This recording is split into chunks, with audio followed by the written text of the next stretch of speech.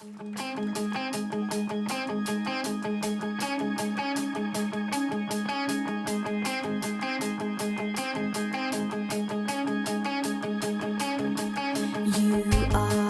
in the city, you are in the country, you are on the hills and you are in the valleys, you are in the city, you are in the country, you are on the hills and you are in the valleys. Oh, oh, where can I run away to? Oh, oh, I cannot escape you. Oh, oh, even in the darkness. Oh, oh, I can never hide from you.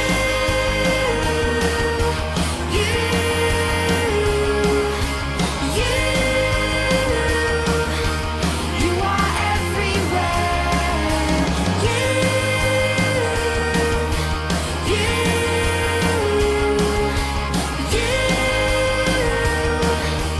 You are everywhere. Powerful, invisible, incredible God, you're everywhere.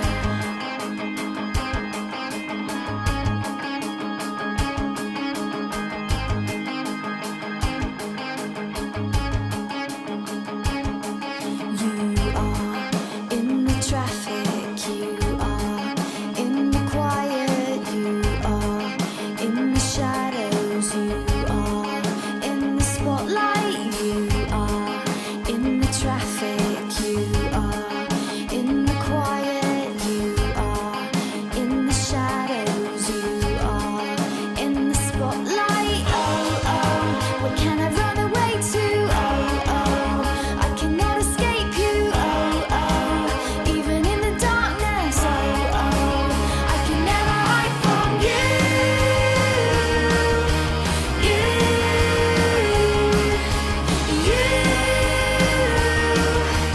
You are everywhere.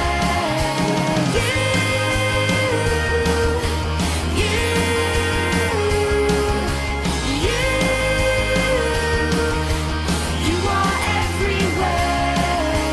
Powerful, invisible, incredible God, you're everywhere.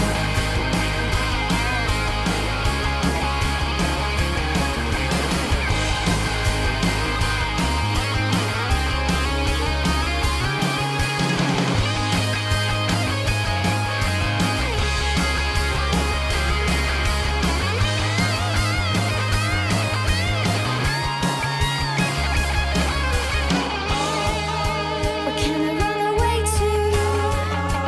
I cannot escape you. Even in the darkness, I can never hide from. Where can I run away to? I cannot escape you.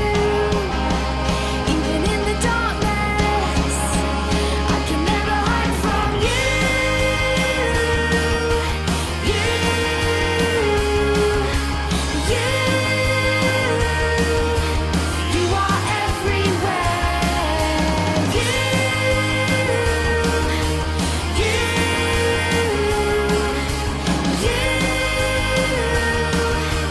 You are everywhere. Powerful, invisible, incredible God. Powerful, invisible, incredible God, you're everywhere.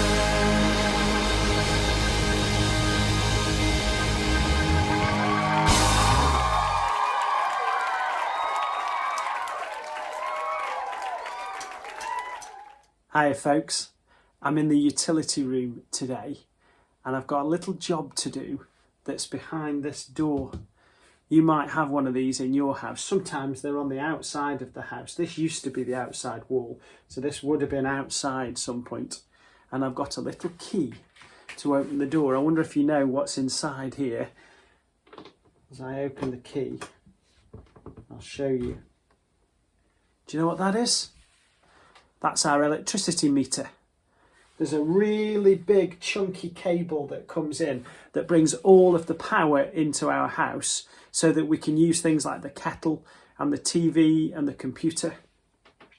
And every time we use something that uses electricity, the little numbers change on there as they measure how much electricity comes in.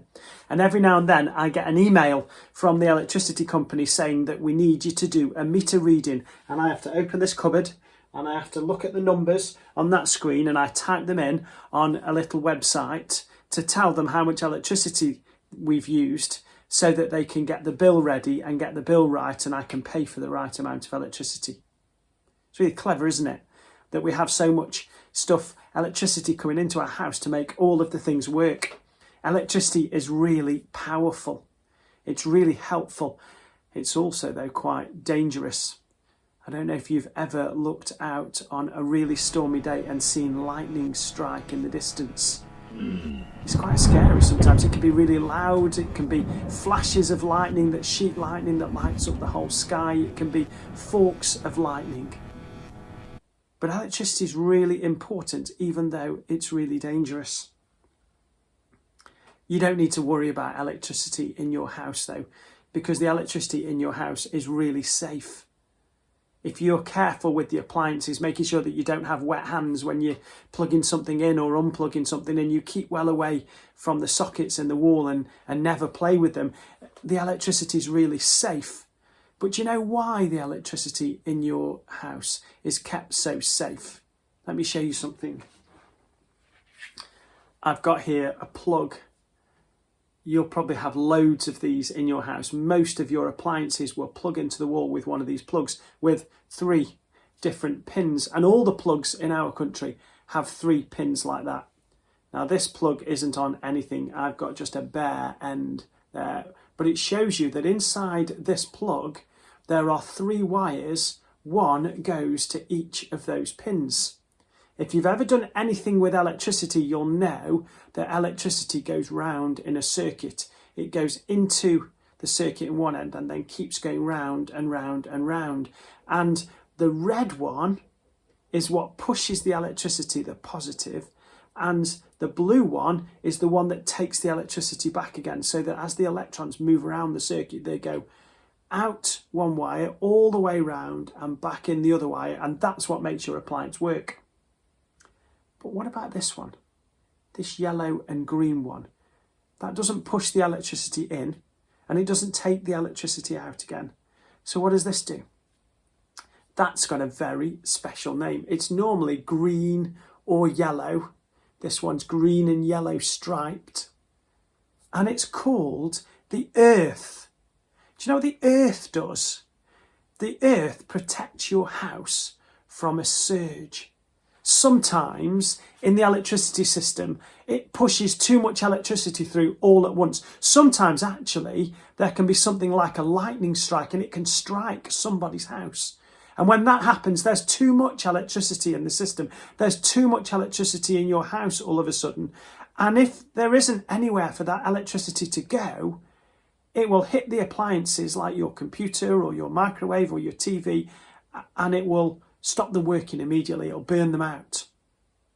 And so all of your appliances have this little earth wire in them, so that if there's a surge of electricity, it goes down the earth wire and it goes into the ground. It's called grounding. It grounds the electricity so that it doesn't do any harm to the house and it doesn't do any harm to you. It's very clever because it keeps us really safe. Actually, in life sometimes there are things that happen, big things, things that are exciting, sometimes things that are scary. And sometimes if those big things happen, they can really worry us. They can make us really anxious. They can actually do us harm if we worry too much. We might struggle to sleep at night and things like that. It's a bit like a surge of something coming down into our lives and we just don't know what to do with it. Actually, what we need is an earth wire in our lives. We need some way to be grounded, somewhere to take those surges of excitement or worry or anxiety, somewhere where we can take them and let them go. I wonder where you take your worries and your excitements and your anxieties. Maybe when there's a surge of something happening that's too big for you to hold on to, you talk to your parents about it. Maybe you talk to your teacher about it. Maybe you've got a good friend or another relative that you can talk to about it. In the church, sometimes people come and talk to me when there's a surge in their lives and they need some help or a listening ear. And I love to go and sit and drink tea and coffee and listen to people. But you know what? The Bible has something to say about that as well. The Bible tells us that there is another place to be grounded, another place to take those worries and those cares and those anxieties.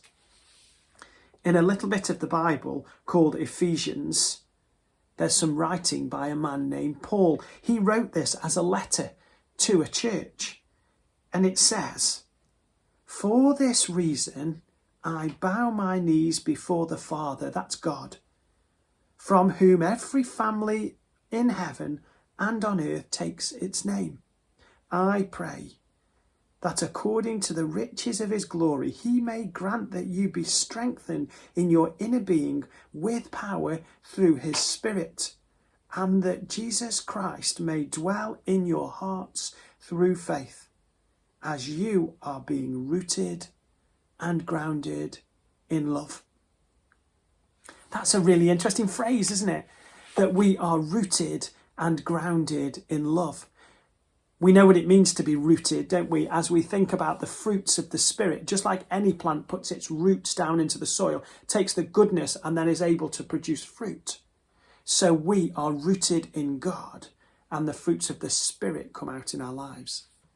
But we also need to be grounded in love and grounded in God, because God is love.